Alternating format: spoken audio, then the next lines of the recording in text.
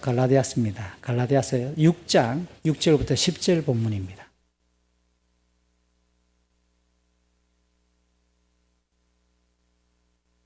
갈라디아서 6장 6절부터 10절입니다.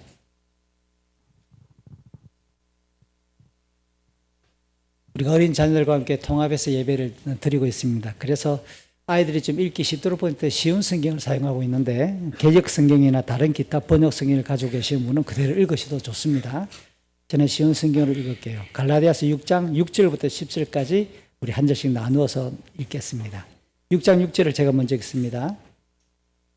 하나님의 가르침을 배우는 사람은 가르치는 사람과 모든 좋은 것을 나누어야 합니다. 스스로 속이지 마십시오. 속일 수는 없습니다. 사람은 자기가 심은 대로 거둘 것입니다. 자기 육체의 욕망대로 심는 사람은 육체로부터 썩을 것을 거둘 것이며 성령을 따라 심는 사람은 성령으로부터 영원한 생명을 거둘 것입니다. 선한 일을 하다가 낙심하지 말아야 합니다. 때가 이르면 영원한 생명을 거둘 것이므로 포기하지 말아야 합니다. 같이 읽습니다. 기회가 닿는 대로 모든 사람에게 선한 일을 해야 합니다. 특히 믿음의 가정에 그렇게 해야 합니다. 아멘. 어떤 사회나 인생이든지 먹고 사는 문제, 생존의 문제, 자기 생명의 안전의 문제가 어느 정도 해결되고 나면 자연스럽게 어디에 관심을 가질까요? 몸에 대해서, 건강에 대해서 관심이 높아지기 마련입니다. 더 예뻐지고 싶고 더 멋진 몸매를 가꾸기 원하는 거죠. 건강을 유지하기 위해 힘써 노력하기 시작합니다. 많은 경우에는 먹는 것과 자는 것을 포함해서 운동이나 필요한 보조식품 섭취 등을 철저하게 관리하기 시작하죠. 그러다 보면 기본적인 욕구와도 싸우게 돼요. 나이가 들면 자연스럽게 인간의 몸은 쇠약해지기 마련입니다. 그런 몸의 상태이기 때문에 건강을 유지하기 위해 자기의 아름다운 몸매를 젊게 유지하기 위해 반드시 투자해야 될 게 있습니다. 시간을 들여야 되고 돈을 들여야 되고 무엇보다 강한 의지를 들여서 그렇게 집중적으로 노력해야만 건강과 젊은 몸이 유지되는 거죠. 이런 모습을 가만히 생각하다 보니까 경건의 향상, 우리 믿음의 성숙, 영적인 건강도 마찬가지겠다 싶어요. 건강한 신앙은 시간이 흐른다고 해서 그냥 형성되는 게 아니에요. 나 엄마 뱃속에서 태어났는데 지금 내 교회 다닌 지 50년인데 70년인데 그냥 그 사람은 건강한 신앙이라고 말하지 않습니다. 심지어 우리 집은 믿은 지 4대째인데 5대째인데 그것도 그 사람이 개인의 신앙의 경건의 척도가 될 수가 없다라는 겁니다. 예수님은 요한복음 17장에서 이 땅에 살아가게 될 성도와 교회가 건강한 신앙을 유지하기 위해서 주님이 기도하는 내용이 나오는데 가장 대표적인 두 가지 내용이 눈에 띕니다. 요한복음 17장 11절, 14, 15절, 17절 우리 같이 한번 화면에 떴는데요. 읽어보겠습니다. 저는 더 이상 세상에 있지 않겠지만 이 사람들은 계속 세상에 있습니다. 그리고 저는 아버지께로 갑니다. 거룩하신 아버지, 아버지께서 제게 주신 아버지의 이름으로 저들을 지켜주셔서 우리가 하나인 것 같이 그들도 하나가 되게 하여 주십시오. 제가 아버지의 말씀을 그들에게 주었습니다. 제가 세상에 속하지 않았으므로 세상은 그들을 미워했습니다. 제가 구하는 것은 아버지께서 그들을 세상에서 데려가 달라는 것이 아니라 악으로부터 지켜주시라는 것입니다. 그들을 진리로 거룩하게 해 주십시오. 아버지의 말씀은 진리입니다. 그래서 이 땅을 살아가는 모든 성도와 교회는 신앙을 고백하는 다른 지체들과 더불어 사랑 안에서 하나 되기를 힘쓰는 교제가 이루어져야 되고 진리인 하나님의 말씀을 인생의 절대 표준으로 삼아서 세상의 가치를 분별하는 영적인 싸움을 진행할 수밖에 없습니다. 성경은 교회를 가리켜서 로마서 12장 5절이나 고린도서 12장 13절이나 에베소서 1장 23절 등을 통해서 보면 예수님의 몸, 그리스도의 몸이라고 비유하잖아요. 그렇기 때문에 성도는 거룩하고 영광스러운 건강한 교회를 이루도록 당연히 분투하고 힘쓰며 수교하는 것이 우리 경건하고 건강한 신앙을 유지하는 것과 다르지 않다라고 결론이 만들어집니다. 교회 이야기를 했는데요. 건강한 신앙 이야기를 했는데요. 오늘 본문은 바로 지난번에 살펴보았던 직접 문맥 6장 1절부터 5절까지의 내용과 이어집니다. 예수 그리스도의 복음을 믿는 성도들이 마땅하게 힘써야 될 교회 생활의 두 번째 이야기죠. 바울은 자기가 직접 그 땅을 밟아서 복음을 전한 선교 사역을 진행했습니다. 그래서 그곳에 예수 그리스도를 믿는 구원받은 성도들이 생겨났습니다.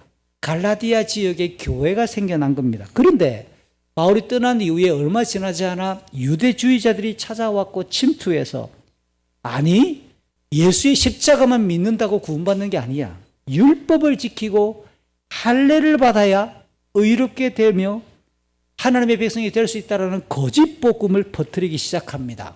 그랬더니 갈라디아 지역에 있는 성도들이 혼란스러워했고 그 중에 일부는 그 내용을 과감하게 수용하는 사태가 발생을 했을 때 사도 바울은 참을 수가 없습니다. 기다릴 수가 없습니다. 그래서 바르고 건강한 신앙을 깨우치기 위해 오늘 본서 갈라디아서를 긴급하게 작성했고 보내는 거죠. 바울은 성령의 역사하심에 따라 예수 그리스도의 복음을 믿음으로써만 죄사함을 받고 의롭게 되며 하나님의 자녀가 된다고 2장부터 5장까지 이 본론의 내용에서 자세하게 변정을 했습니다. 그리고 난 이후에 내용이 다 끊어질 법한데 6장 내용이 우리의 주목을 끕니다. 갈라디아서의 주제가 예수 그리스도의 복음을 믿음으로 구원을 받는다. 바르고 참된 구원은 성령 안에서 믿음으로 구원을 받는다. 이게 갈라디아서의 가장 중요한 주제입니다. 그리고 5장까지 그 이야기를 다 했잖아요. 굳이 6장을 왜 붙일까요? 이 6장은 예수 그리스도를 믿어 구원을 받는 바르고 참된 기독교의 신앙이 어떻게 유지되고 어떻게 관리되며 어떻게 자라가야 되는가라고 하는 빼놓을 수 없는 갈라디아서의 그 주제를 마무리하는 내용이라고. 그런데 그 내용을 보니까 6장 1절부터 5절에서 참되고 바른 경건 생활, 믿음 생활을 위해서 교회를 이루어야 된다고 역설하는 겁니다. 굳이 교회가 왜 필요한가? 오늘날 많은 사람들이 질문을 던집니다. 대한민국처럼 교회당이 많은 곳에, 많은 이 사회에서 교회는 너무 자연스럽고 너무 많으니까 가치가 하락하는 거예요. 굳이 내가 교회를 왜 다니지? 그러나 이 땅을 사는 인생이 하나님을 믿고 하나님 나라에 들어가기 전까지 모두 거룩함을 이루어가는 성화의 과정 중에 있기 때문에 예수 믿는 사람들도 교회 다니는 사람들도 죄를 지을 수 있거든요. 그러면 그 죄를 지었을 때 어떻게 할까요? 교회 생활을 통해서 죄가 무엇인지 확인받고 바로잡힘을 당하는 거예요. 온유함으로 그 사람을 바로잡고 정결하게 하고 우리의 신앙에 매주일마다 일주일에 한번 공유예배 참여하면서 내가 지난 한 주간 살아왔던 내 삶을 정결하게 되돌아보며 다시 고침을 받는 거죠. 그래서 우리가 죄를 지었을 때 온유함으로 죄를 바로잡을 수 있기 위해 교회가 필요한 거예요. 또한 인생에서 겪는 다양한 짐을, 시련을 나누어 짐으로써 교회를 통해 서로 격려를 받고 그래서 함께 신앙이 자라며 건강한 신앙을 유지할 수 있도록 교회가 필요하겠죠. 물론 우선적으로 각 개인들은 각자가 져야 될 자기 인생 안에서 발생하는 짐을 성실하게 책임감 있게 감당하면서 같이 교회를 이루고 있는 다른 지체들의 삶에 개입하고 관여하고 서로 영향을 주고받으면서 오늘 우리 들었잖아요.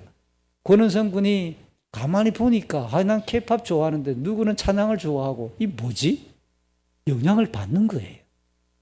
서로 영향을 주고받으면서 우리의 신앙이 함께 자라가기 위해 교회가 필요하다라고 6장 1절부터 5절에서 말합니다. 이런 내용이 이어지면서 오늘 6장 6절부터 10절은 이른바 슬기로운 교회 생활. 슬기로운 교회 생활은 교회에 다 왔어요. 교회는 예수 믿는 사람들의 모임이다 보니까 나를 제외한 다른 사람들과의 인간관계가 필요한 거예요. 오늘 본문은 정확하게 말하면 교회 생활에서 만나는 다른 사람들과의 관계를 어떻게 누려야 될 것인가. 교회에서의 인간관계입니다. 그럼 교회를 따져볼 때 인간관계라고 말하니까 좀 폭이 넓으니까 교회의 사람들, 교회를 이루는 사람들을 두 부류로 나누는 거예요. 한 부류가 6절부터 시작합니다. 누굴까요? 교회에 와봤더니 설교하는 사람이 있네. 말씀을 가르치는 사람들이 있네. 교회에서 말씀을 가르치는 자들. 그 다음 9절과 10절 뒤를 읽어보니까 교회의 일반적인 다른 지체들, 또 다른 교회의 모든 다른 사람들을 어떻게 대해야 될까? 그래서 오늘 본문은 교회에서 만나는 인간들, 교회에서 만나는 지체들과의 관계를 어떻게 이루어야 하는가라는 내용입니다. 이런 관점에서 오늘 6절을 먼저 한번 보십시오. 6절은 하나님의 가르침을 배우는 사람은 가르치는 사람과 모든 좋은 것을 나누어야 한다라고 당부하면서 교회 생활을, 인간관계를 시작을 하는 겁니다. 여기 가르친다라고 사용된 이 단어는 그냥 강의식으로 많은 사람들이 모여있는 곳에 툭 던져서 자 들으십시오 이런 식으로 던지는 가르침이 아니라 매우 꼼꼼하고 체계적으로 논리적으로 마치 1대1로 앉아 철저하게 지도하는 것처럼 그렇게 가르치는 행위를 가르치는 단어입니다. 그렇다면 교회를 출석하기 시작하면서 무엇을 이렇게 꼼꼼하게 체계적으로 질서 있게 배워야 되고 또 교회는 그것을 가르쳐야 할까요? 오늘 시온 성경은 그냥 하나님의 가르침을이라고만 지나가 버렸습니다. 그 가르치는 내용이 무엇인지를 살짝 생략한 듯한 느낌이지요. 그러나 원어 그리스 성경을 읽어보면 명확하게 로고스의 이런 어법입니다. 하나님의 말씀이라고 명확하게 표기되어 있는 겁니다. 교회는 하나님의 말씀을 가르치고 하나님의 말씀을 배우는 곳이라고 사도 바울은 갈라디아서 6장 6절에서 교회를 정의하고 있는 거예요. 사실 하나님의 말씀이 뭘까라고 질문을 해볼 때 하나님의 모든 행위, 하나님이 행하셨던 사역들, 그러면 성경을 통해서 하나님이 뭐 하셨죠? 창조하셨어요. 그리고 이 우주 만물을 창조하신 것을 통치하십니다. 인간의 죄를 범하고 나니까 죄지은 인간들을 구원하셔요. 뿐만 아니라 이 인간들을 향하여 하나님이 심판하십니다. 그러니까 하나님의 사역을 이야기한다. 그러면 창조와 통치와 구원과 심판, 이 모든 것들에 하나님의 말씀은 도구고 원인이 된다는 뜻입니다. 창세기 1장을 보십시오. 하나님이 다른 도구를 가지고 보자기를 흔들면서 만들 게 아니에요. 있으라 그랬더니 우주 만물이 만들어지잖아요. 엿새 동안 하나님은 말씀으로 우주 만물을 창조하셨습니다. 히브리서 1장 3절 그렇게 지어진 만물을 향해서 하나님은 능력이 있는 자기의 말씀으로 우주 만물을 붙드시며 통치하신다고 가르칩니다.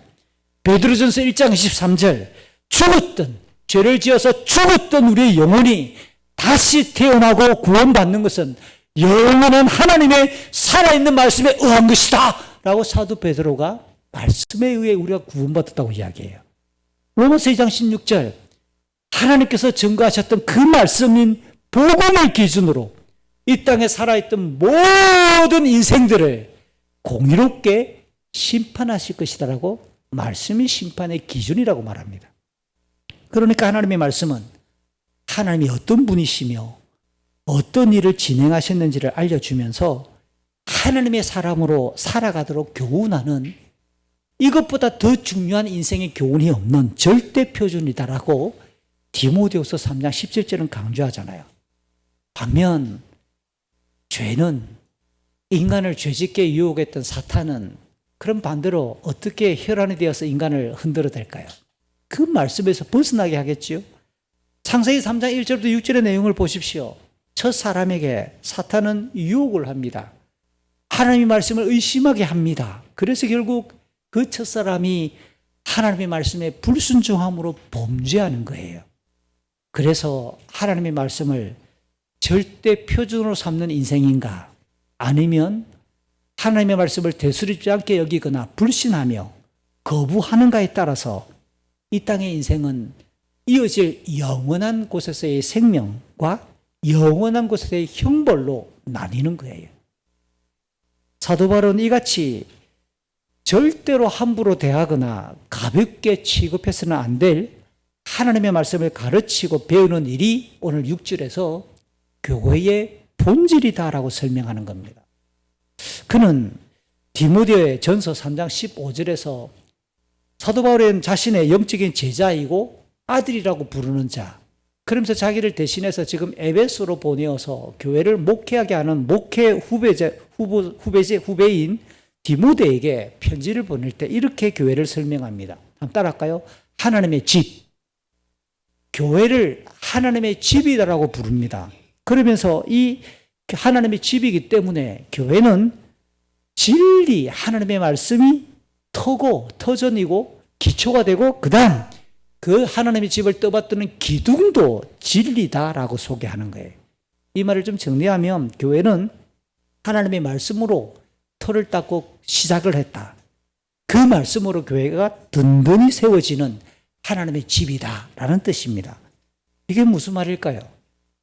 사도행전 2장 42절 지구상의 교회가 처음으로 시작되는 장면을 소개하는 구절입니다. 사도행전 2장 42절 다 같이 한번 읽어볼까요? 사도행전 2장 42절입니다.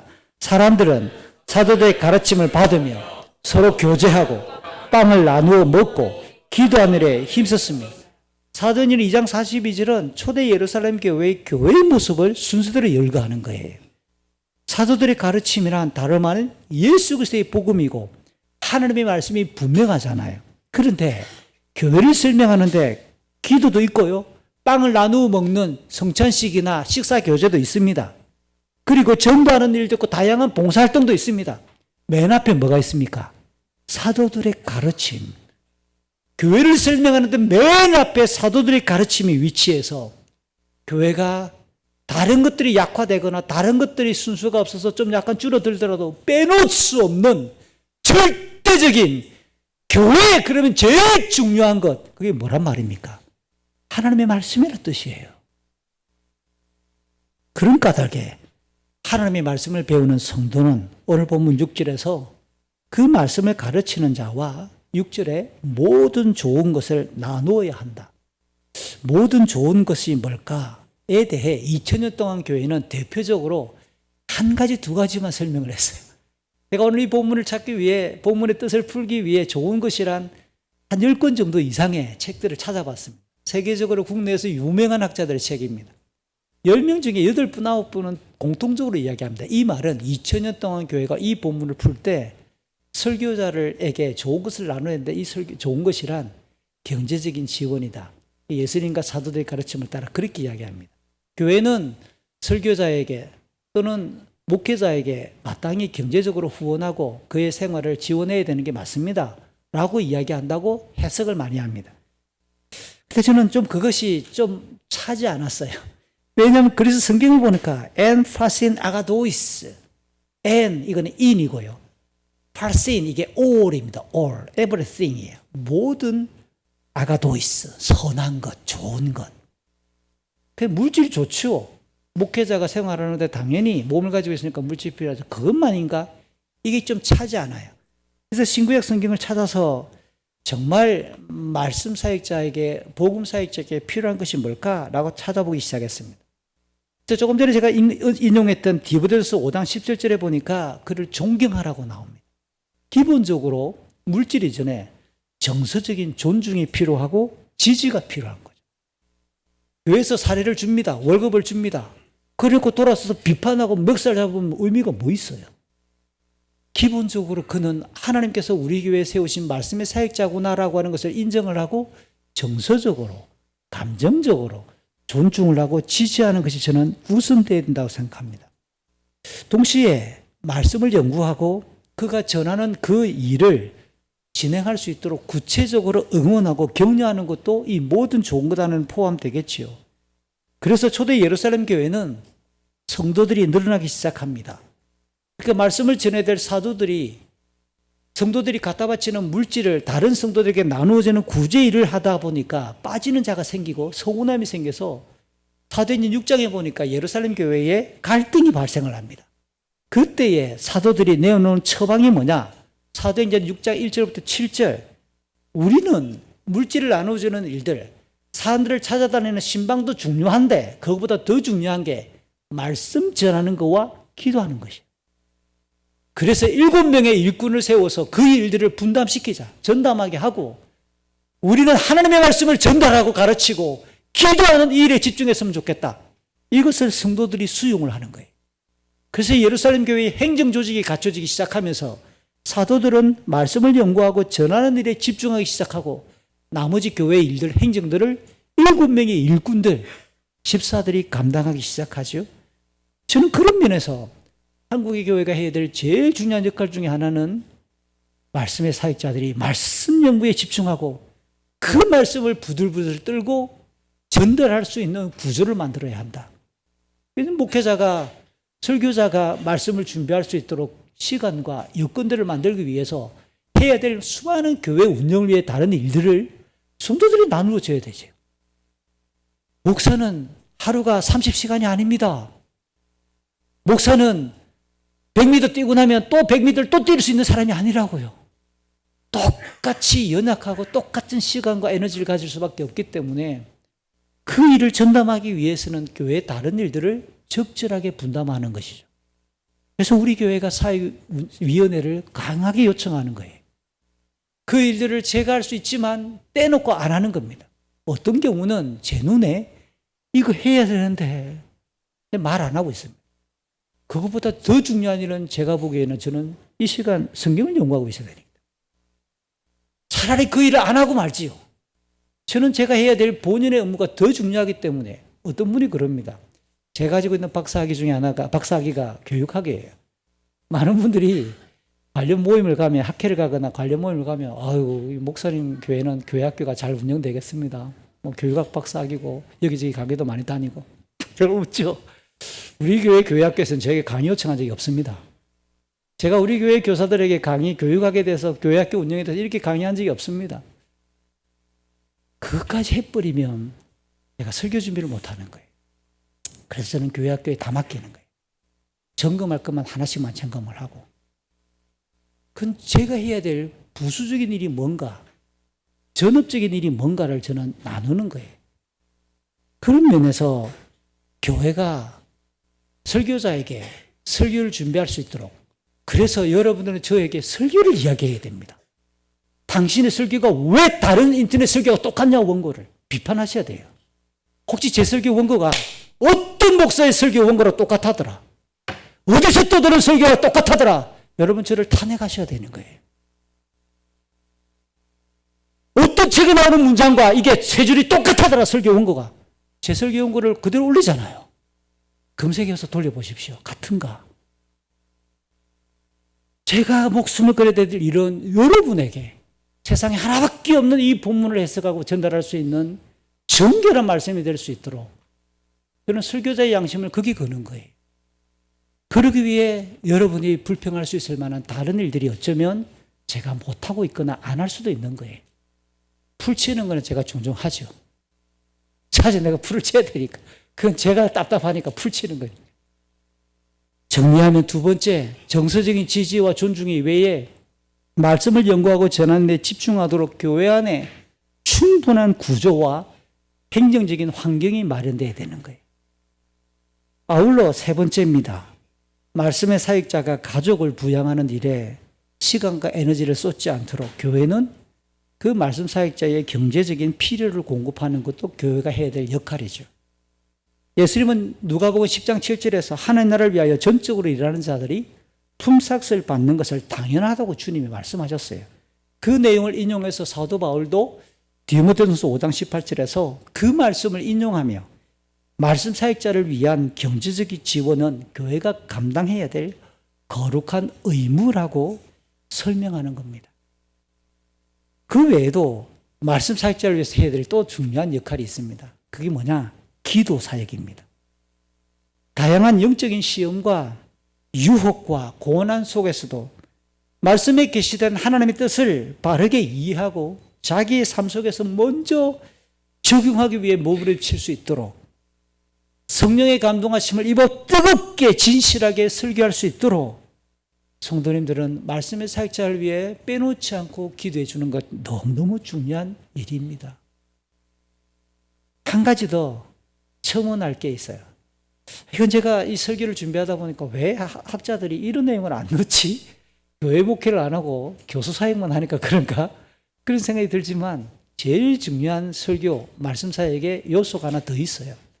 이상의 네 가지는 설교자를 위해서 제가 필요한 것들을 말했습니다. 정서적인 지지, 그가 설교를 준비하고 가르칠 수 있도록 교회의 행정적인 환경과 구조를 세팅해 주는 것, 그 다음 세 번째 경제적인 지원, 그를 위해서 열심히 영적으로 기도해 주는 것.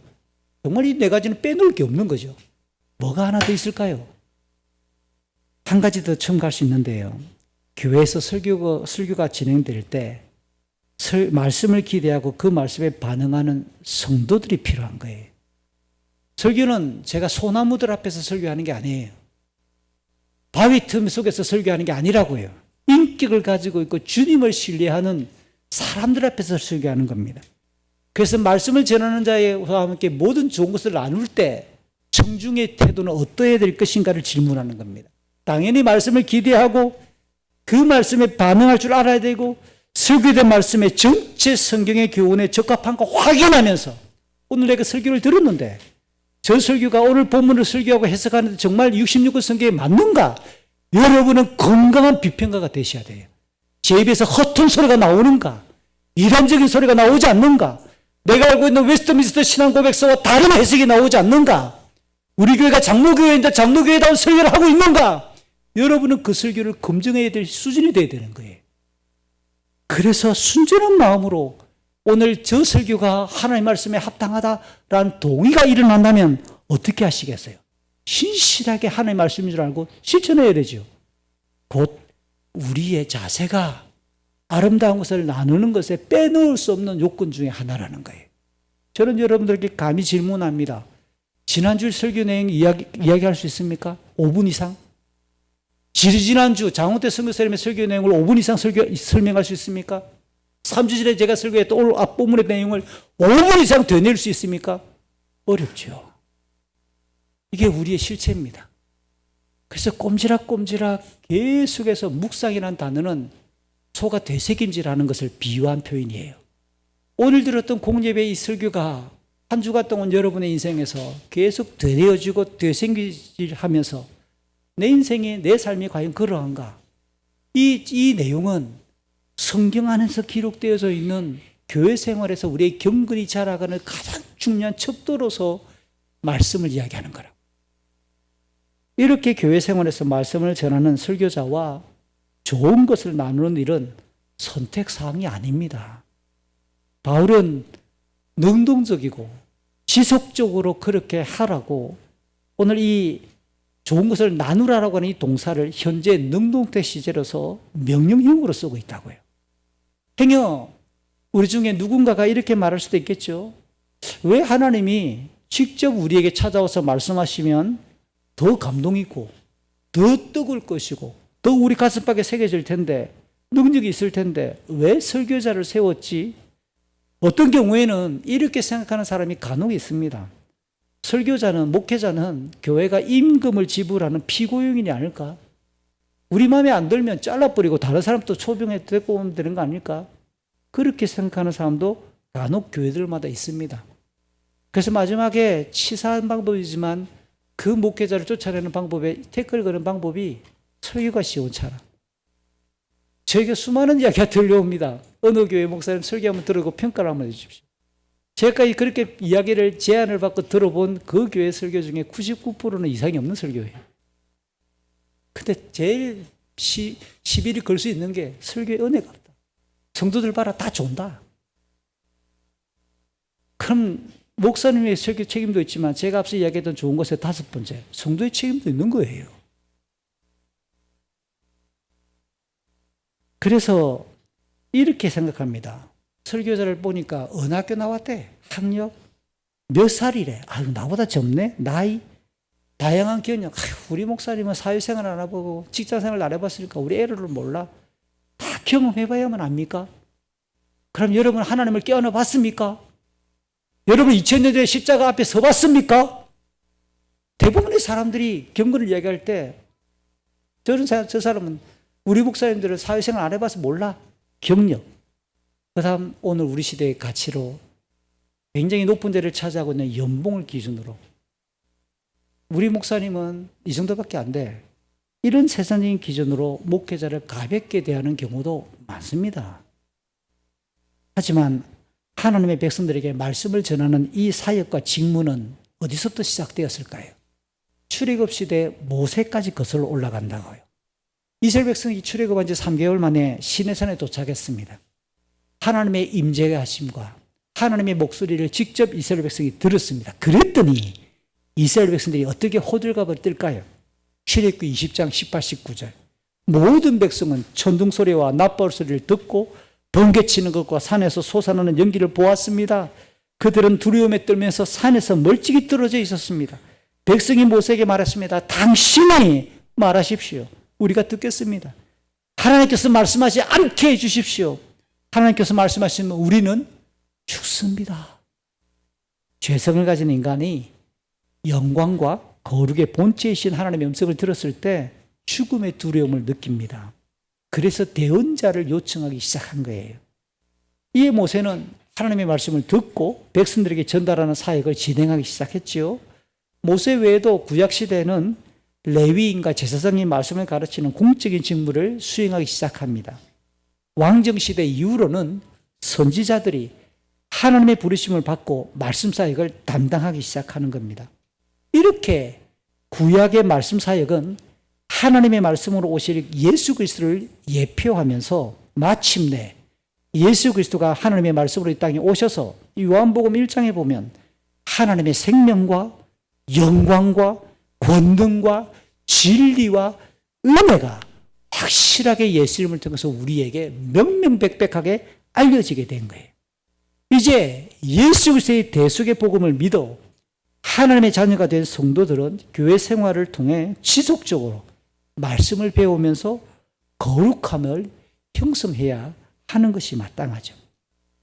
이제 바울은 본문 7절, 8절에서 이 7절, 8절은 6절과도 이어질 수도 있고요. 7절, 8절은 이어지는 9절과 10절과도 이어지는 중간에 딱 위치하고 있습니다. 먼저 자연스럽게 6절과 이어지는 관점에서 본다면 7절에서 심음, 거둠, 농사일을 가지고 7절, 8절 이야기해요. 교회의 말씀 사역은 하나님께서 정하신 자연적인 법칙이라고 강조하는 겁니다. 그래서 사람은 자기가 심은 대로 거둔다라고 7절에서 말합니다. 이게 왜 말씀 사역하고 연결될까요? 대개 사람들 중에는 자기만 특별해서 일반인들과 다른 경우를 자꾸 산출합니다. 제가 말을 어렵게 만들었는데요. 야, 저기 카메라 있어. 운전할 때 조심해. 계속 듣습니다. 정신을 안 차려서 다 스티커 끊기지. 그래놓고 우리가 한 번씩 끊겨요. 다들 실수하고 인류 사회에서 죄를 범하는 것들에 대해서 다 손가락질합니다. 나는 안 그럴 거라 생각해. 돌아보면 나도 어느 날 드그득 똑같은 실수나 똑같은 잘못을 범할 때가 많잖아요. 그래서 다른 사람의 상황을 반면교사로 삼는 경우가 적고 자기를 자꾸만 중심 삼거나 자기는 그렇지 않을 것이다 생각하는 경향이 우리에게는 죄성 가운데 있기 때문에 자기는 특별하다고 생각하는 경우가 많아요. 그래서 6절과 이어져서 7절을 읽으면 이렇게 해석할 수 있습니다. 반드시 교회를 다녀야만 거룩해져? 아니, 꼭 설교자의 설교를 들어야 돼? 그 사람 설교는 또 얼마나 긴지. 다른 교회는 30분 하는데 우리 교회는 막 50분, 60분 해. 이렇게 핀잔하는 분들도 많아요. 굳이 교회를 가야 돼? 내 혼자서 성경을 일주일 동안 얼마나 많이 읽는데? 나 지금까지 성경을 100도, 200도 했어. 큰 소리 빵빵 치는 분들이 많아요. 그래서 딱 교회당에 들어와서 저 설교가, 저 목사가 오늘 뭐라고 설교하는 거 보자. 설교 제대로 하는 거 보자. 라고 해서 자기 스스로 말씀을 읽고 충분히 걸어갈 수 있다고 여기는 자들이 의외로 많아요. 그러나 바울은 오늘 7절에서 스스로 속이지 말라고 말합니다. 이 말은 네 자신을 정직하게 하나님의 십자가 앞에 겸손하게 바라보라고 권하면서 하나님이 정하신 질서라니까, 하나님이 정하신 법칙이라니까, 인간의 타락한 본성을 전제하면서 하나님이 왜 말씀의 사역자를 세웠는가? 하나님을 속일 수는 없다. 하나님이 그걸 몰라서 그랬겠냐? 왜 하나님이 네보다 더 똑똑하지 않다고 생각하느냐? 네는 네 생각대로 왜 하나님이 세우신 질서를 함부로 재단하려고 하느냐? 라는 관점에서 사람들은 자기가 심은 대로 거둘 것이다.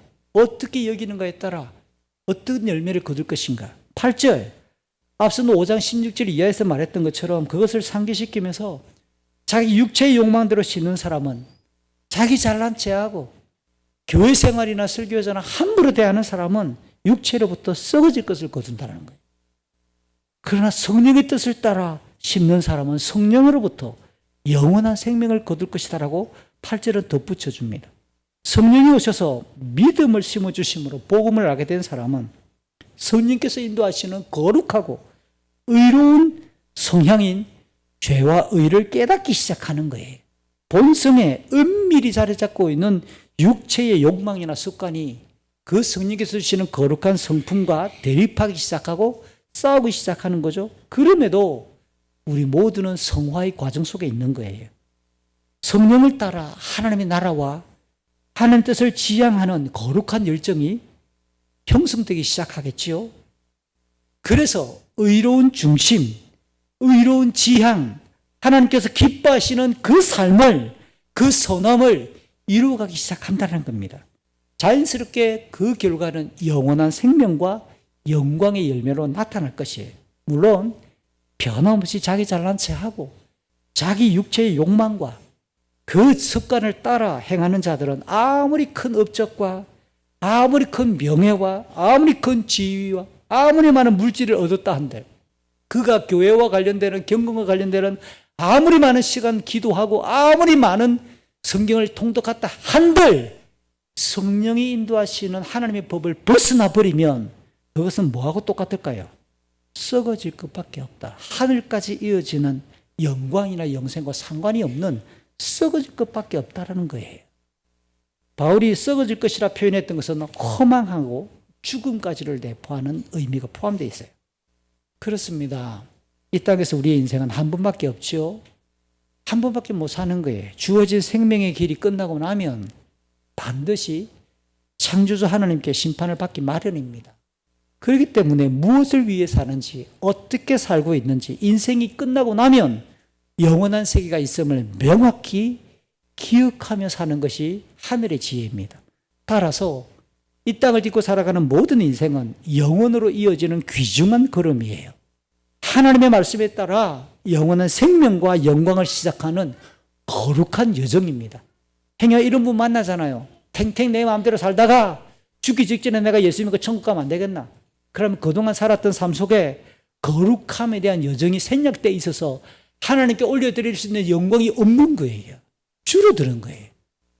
여러분 이건 너무너무 놀라운 이야기입니다. 성도는 육체의 정욕과 욕망과 싸우면서 성령을 따라 거룩하고 의로운 삶을 지향하고 맞춰가며 살아가는 삶. 그것이 하늘에 쌓이는 영광과 생명이 부유해지는 방식이에요.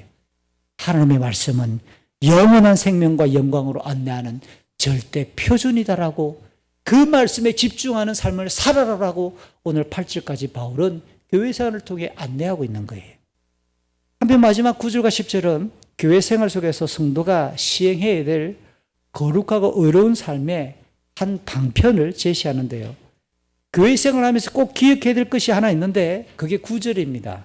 9절 뜻밖에도 선한 일을 하다가 낙심하지 말아라 라는 말을 합니다. 낙심.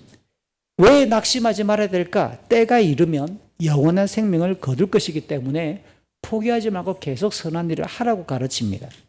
그럼 여기서 선한 일을 하다가도 낙심을 당할 수 있다. 선한 일이란 뭘까요? 갈라디아서의 문맥을 따라 쭉 읽다가 보면 5장 16절과 25절에 보면 성령을 따라 살아가는 거룩한 삶이 바로 선한 일이다 라고 답을 할 수 있습니다. 왜 이렇게 읽느냐? 오늘 8절에서 성령의 뜻을 따라 살아가는 자가 거두게 될 열매는 영원한 생명이라고 말했잖아요. 그런데 9절에서 영원한 생명을 거둔단 말이 같이 나와요. 그래서 선한 일과 성령을 따라 살아가는 말은 같은 뜻으로 자연스럽게 읽을 수 있는 거죠. 여러분 이 교훈을 주의 깊게 생각해 보세요. 성령께서 나에게 믿음을 주셨습니다. 그래서 내가 후세대 교회를 출석하기 시작합니다. 교회 생활을 신실하게 성령의 뜻을 따라 충실하게 내가 살아갑니다. 선한 일을 합니다. 말씀도 사모하고 예배도 빠지지 않고 교회 생활을 열심히 합니다. 그런데 어떤 상황이 발생할 수 있을까요? 낙심할 수 있는 일이. 내가 성실하게 교회 생활을 했는데 낙심할 일이 발생할 수 있다고 구절에서 가르치는 거예요. 이게 너무 속상한 일이고 무거운 이야기입니다. 기본적으로 성도에게 이 땅에서의 삶이란 거룩하게 되어져 가는 성화의 과정이기 때문에 각자 자기에게도 연약함이 있고 같이 교회를 이루고 있는 다른 지체들에게도 연약함이 있다는 사실이에요. 그래서 각자의 죽음을 통하여 개인적인 종말이나 주님의 재림으로 종결될 우주적인 종말의 때에야 우리는 완벽하게 영화로움을 덧입을 것입니다. 그 이전에 이 땅에서의 삶이란 아무도 완벽하지 않다. 비록 은혜를 입었습니다. 은혜로 살아갑니다. 그래도 불쑥불쑥 우리 속에 있는 연약함들이 솟아나고 지체들 속에서도 연약함이 불쑥불쑥 솟아나기 마련이거든요. 비록 그리스도의 몸이고 하나님의 집이라 하더라도 지상의 교회는 아직 영적인 전투, 싸움을 벌이는 과정이기 때문에 낙심할 일이 있다, 많다. 있는 정도가 아니라 많은 거예요. 문제는 교회 생활에서 시험과 상처를 경험하게 되면 주님의 몸을 함께 이루는 지체를 원수처럼 여기기 쉽고 다시는 만나고 싶지 않도록 등을 돌리는 경우가 피반이죠. 마땅히 그런 상태나 그런 태도는 성경이 가르치는 모습과 거리가 멉니다. 그래서 우리에게 과제가 필요한 거예요. 그래서 교회 생활을 하다가 선한 일을 내가 지향하고 힘써 왔는데 낙심할 일이 생겼어요. 교회 생활에서 상처를 받았어요. 교회 생활에서 상처를 받는다면 반드시 사람하고 관련됩니다. 그게 목회자나 장로님이나 아니면 성도들과의 관계 속에서 이렇게 상처를 받고 낙심하게 되면 어떻게 대처하면 좋을까요? 4가지 처방을 여러분과 나누고자 해요. 첫 번째는 내가 이해가 안 된다. 내 생각이 뭐가 잘못돼서, 내 제안이 뭐가 잘못돼서 교회는 받아주지 않는가? 왜 우리 교회 목사님은 내 생각과 내 뜻을 저렇게 무시하고 있는가? 라고 상처가 발생하면서 낙심이 될 때가 있어요. 이해가 안 되지요. 서로 이해가 안 되는 거예요. 그럴 때는 첫 번째 방법 따라할까요? 판단 유보. 판단을, 결정을 내리지 마십시오. 이게 정말 중요합니다. 판단을 유보하는 겁니다. 잘됐다 나쁘다가 아니라 판단을 유보하세요. 나에게 낙심을 주었던 그 대상자나 교회 전체를 향해서 판단하다 보면 어느새 내 생각이 하나님 뜻으로 둔갑이 됩니다. 그리고 내가 하나님의 자리로 올라갑니다. 내가 주권자가 되고 심판자가 되어서 막 칼질하기 시작하는 거예요. 사랑이 없다. 가장 대표적으로 나오는 말이죠. 사랑이 없는 겁니다. 사랑은 오래 참는 거거든요. 자기도 사랑이 없는 거예요. 인정합니다. 내 사랑 없는 거. 그래서 너는 사랑 있나? 대들기 시작합니다. 이게 우리가 판단하기 시작하는 자로부터 시작되는 오류입니다. 판단 유보 중요합니다. 두 번째는 뭘까요? 모든 사람을 공의롭게 판단하시는 그 하나님의 주권을 믿기 시작하면 그 다음 두 번째 따라합시다. 잠잠. 떠벌리지 말아야 됩니다. 잠잠하기 시작해야 됩니다. 내 생각의 판단 유보와 그 다음 잠잠하기. 다른 사람들에게 자기의 상처나 의심을 떠벌리기 시작합니다. 이게 어떤 효과를 나타낼까요? 자기 합리화의 하나의 표현입니다.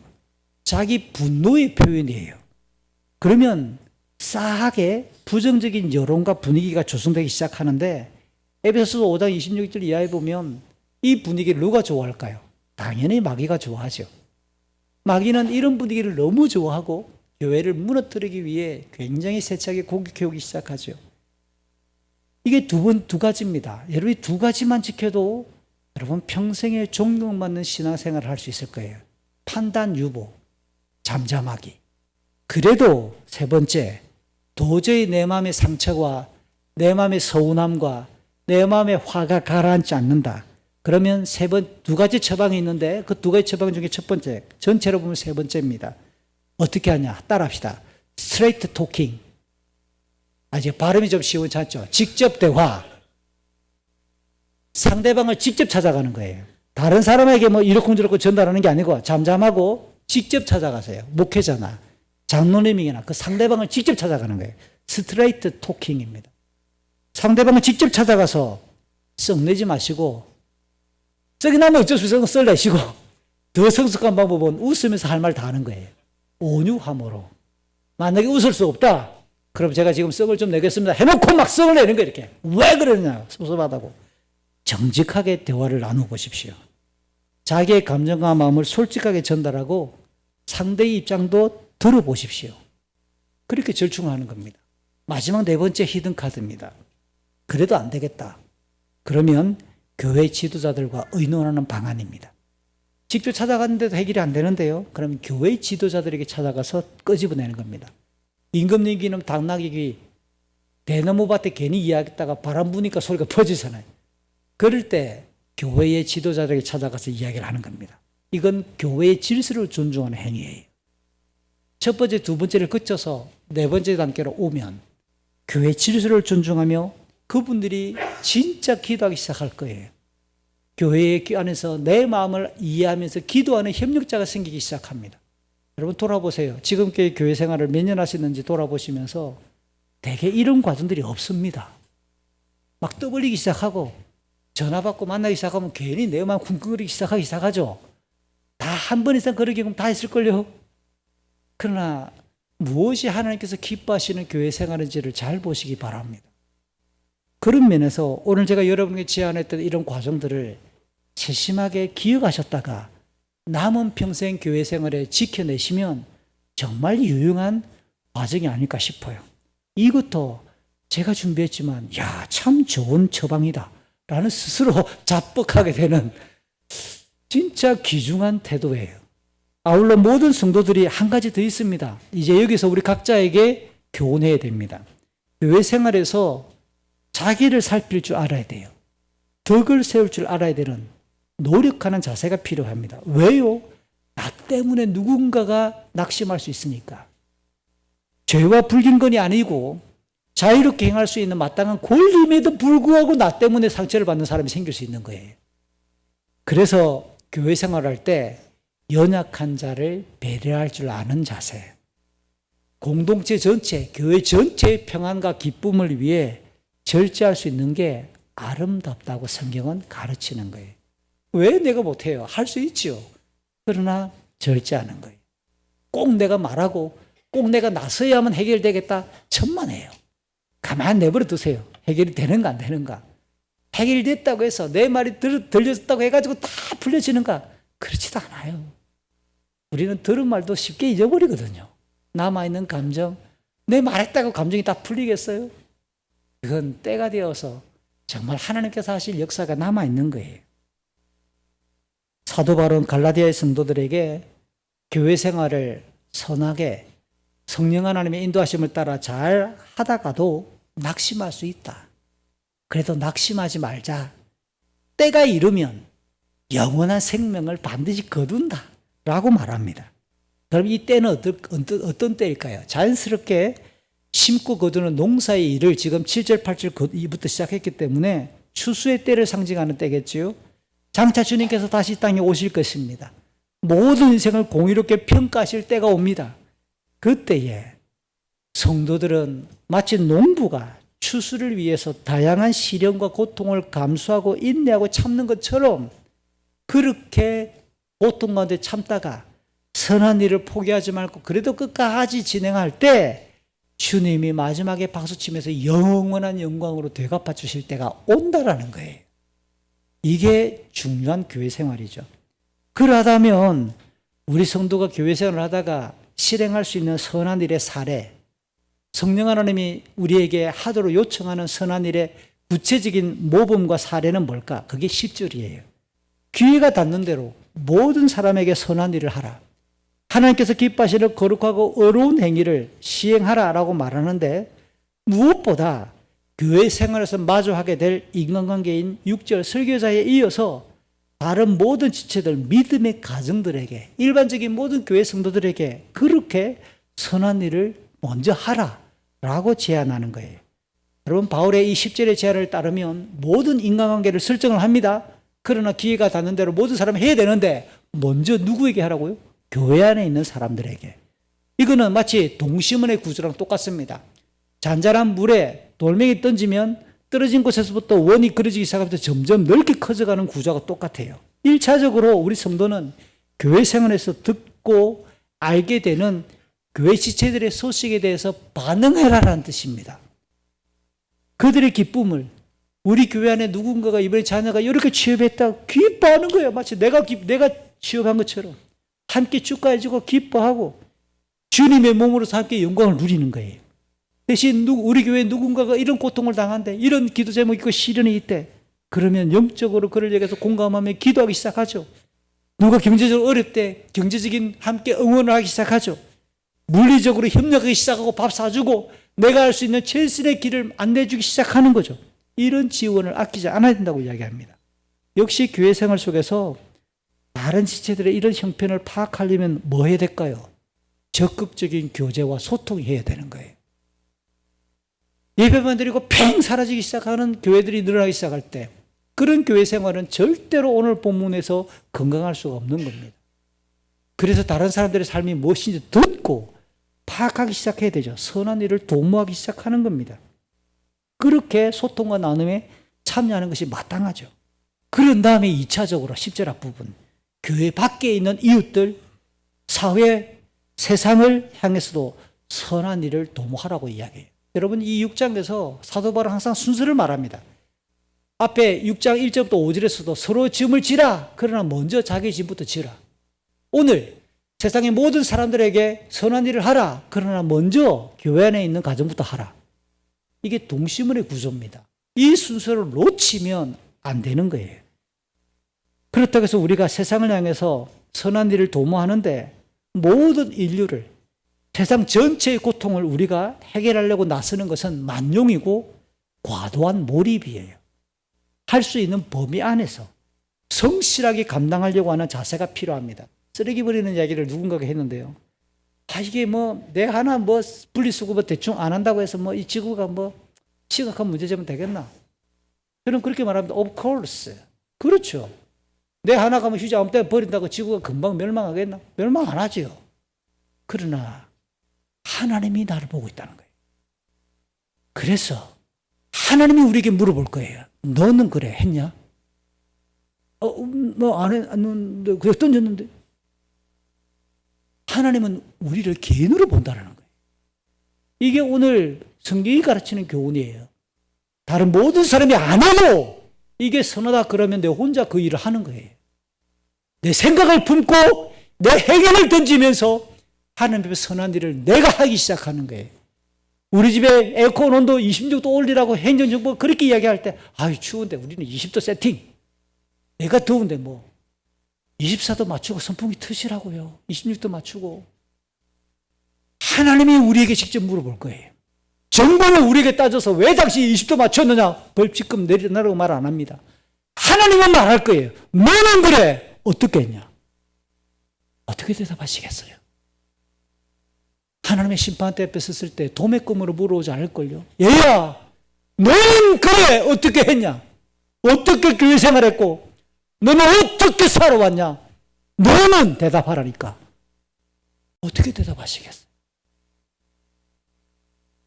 사도 바울은 로마서 12장 6절 7절 8절에서 교회 생활을 각양 은사에 맞게 각자 그렇게 성실하게 감당하고 말합니다. 믿음의 분량대로 하고 봉사에 가르치는 일로, 격려하는 일로, 너그럽게 나누는 일로 열정적으로 기쁨으로 하나님께서 주셨던 그 재능을 성실하게 각자 사용하라. 누가 보든 안 보든 하나님이 주셨으니까, 하나님이 보고 계시니까. 더불어 바울은 로마서 12장 17, 18절에서도 다른 사람들과의 관계에서 아무에게도 악을 악으로 갚지 않도록 모든 사람이 보기에 선한 일을 도모하라고 가르치며 상대방이 어떻게 반응하더라도 자기 입장에서 내가 할 수 있는 최선의 일을 다하면서 모든 사람과 더불어 화평하기를 힘쓰라라고 권하는 거예요. 이상으로 바울은 갈라디아의 성도들에게 교회 생활을 하는 동안 만나게 되는 말씀을 전하는 사역자들, 그들과 모든 좋은 것을 나누라고 이야기하고 또 모든 교회의 지체들과 선한 일을 함께 시행하라고 가르칩니다. 그것이 주의 몸된 교회를 든든히 세우는 비법이고 우리 개인의 바르고 건강한 신앙이 형성되는 과정이기 때문에 그렇습니다. 제가 앞에서도 언급했던 것처럼 기독교의 경건, 믿음 생활, 교회 생활에서 말씀의 중요성은 절대적입니다. 그러므로 건강한 신앙생활과 영적 성장 및 유익을 위해서 말씀을 전하는 사역자와 선한 관계를 유지하는 것은 중요한 방안이 아닐 수가 없어요. 우리는 땅이 좁으니까 우리보다 땅이 몇 배로 큰 미국 대륙에서 어떤 책을 읽다가 보니까 이런 책이 나와요. 미국은 우리보다 훨씬 일찍 방송 설교가 보편화됐습니다. 그러다 보니까 유명 설교자들이 있거든요. 서쪽에 사는데 동쪽에서 설교하시는 목사님이 너무 그 설교에 은혜 받고 저분과 가까이 있으면 내가 경건에 유익이 되겠다. 모든 직장과 가정을 다 정리해 가족이 반대쪽으로 이사를 오는 거예요. 그것도 좀 바람직한가 안 한가 일단 떠놓고 그 사람의 중심이 이건 어마어마하구나. 제대로 말씀의 가치를 아는 사람 아니겠어요? 조용하게 제가 야망을 가져보는 거죠. 주님, 우리 교회 예배가 좋아서 말씀이 좋아서 제가 우리 교회를 떠나지 않습니다. 라는 성도가 생겨나면 참 좋겠다.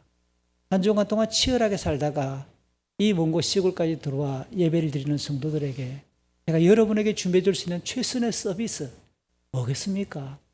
저는 설교자니까 말씀을 요리하는 거죠. 열심히 요리해서 오늘 이 본문이 이런 뜻입니다라고 여러분과 나누는 것이 제가 할 수 있는 최상의 서비스일 겁니다. 그래서 사도 바울은 디모데후서 5장 17절에서 교회 안의 장로들을 향해 이렇게 말합니다. 교회를 잘 다스리는 장로들, 이게 오늘날 일반적인 장로님들, 치리 장로, 다스리는 장로라고 말하고요. 높은 존경을 받아야 된다고 격려합니다. 동시에 말씀을 가르치고 전하는 자, 말씀을 가르치는 장로, 이게 오늘날 목사고 설교자들을 가리키는 표현이에요. 이들을 더욱 존경하라고 바울도 디모데에게 부탁하지요. 더불어 히브리스에서는요, 말씀의 사역자를 믿음 안에서 본받으라고 말하면서 그가 말씀을 전하고 죽을 때까지 어떻게 사는지, 그가 전했던 설교대로 사는지 그들의 행위를 보고 그들의 믿음을 본받으라라고 말하면서 고통 가운데 사역하지 않도록, 히브리서 13장 7절과 17절을 연이어 읽으면 그들의 권위를 순종하고 존중해주고 정말 그들이 괴로움 가운데 그 사역을 진행하지 않도록 즐겁게 그 사역을 할 수 있도록 격려하라라고 그렇게 응원하는 거예요. 동시에 사도 요한은 요한일서 3장 18절에서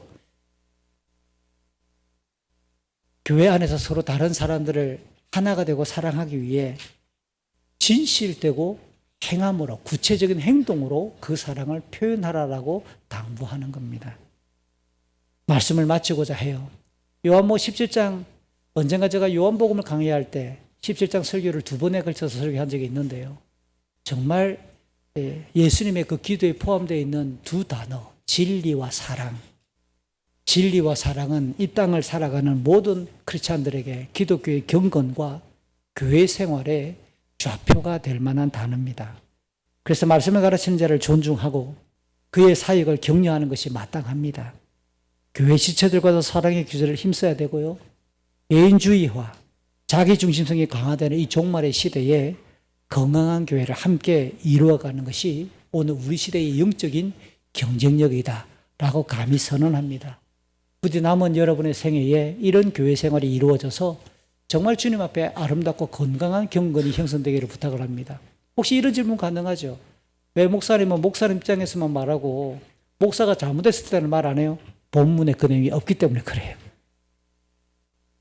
본문에 그 내용이 있는 것은 베드로서 5장이나 사역자들이 먼저 심판받는다고 말합니다.